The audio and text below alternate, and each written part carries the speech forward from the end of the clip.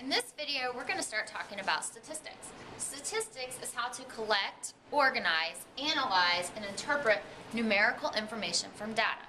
Why is it important? It's important because it helps us interpret data in our daily life. Their statistical questions are questions that can be answered by collecting data. For example, how many students at DRMS have red hair? That would be an example of a statistical question. What wouldn't be an example of statistical question is, do you eat potatoes? Just ask one-on-one. Now, if we said how many people in this room like to eat potatoes, where you had to walk around and find out, that would be an example of a statistical question. So a question where you have to collect data to answer it, that's an example of statistical questions. Okay, so when we're talking about statistics and data, we have to collect samples. So there's two types of samples we want to look at. We want to look at a representative sample where it represents the entire population and it's completely unbiased. So if we're going to represent the entire population, we want to get a good sample of everyone. So we would want to get like 100 people or so out of a large group. Then there's a random sample, and it's a subset of individuals chosen from a larger population. Sometimes this can be more biased, even though it's got the word random. This should be random, not random. So those are two types of samples that we deal with, representative and random. Okay. Then we deal with two types of data, or two variables that we deal with. The first is categorical. A categorical variable, or a piece of data, is one that records qualities or characteristics of an individual. And the key word here is that it records. So categorical data is something that is gender or eye color, something that we can record. Then there's quantitative. Quantitative, we're talking about numbers.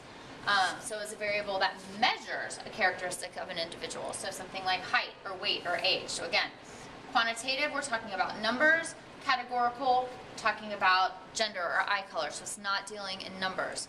So let's test your knowledge here. Decide if these examples are quantitative or categorical. So birth month. Is it quantitative or categorical? Well, birth month cannot be measured in numbers. So right there, we're talking about categorical. So I'm going to put a big C. What about number of pets? Well, it's right there in the question. Number. So that is quantitative. I'm going to put a big Q. Number 3, number of siblings. Well, it's in the question again. Number, we can count them, so it's quantitative. Okay, number 4, predicted letter grade on a test. Make sure you're reading this question very carefully. I said letter grade, not number grade. Since it's a letter, it's categorical, because we can't measure it in a number. So remember, categorical records, quantitative measures. So those are our two types of data we collect, or the two variables we deal in. So there's two ways to represent our data we collect when we look at statistics. There's graphically, and there's numerically. So if we're going to look at it graphically, there's three main ways we're going to present it.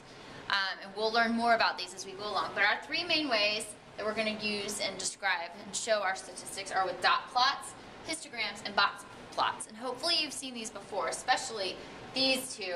We're going to really look at box plots and how to make those, because those are probably new.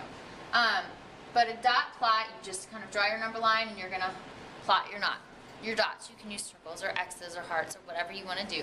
But you're literally just plotting your data on a number line up above it.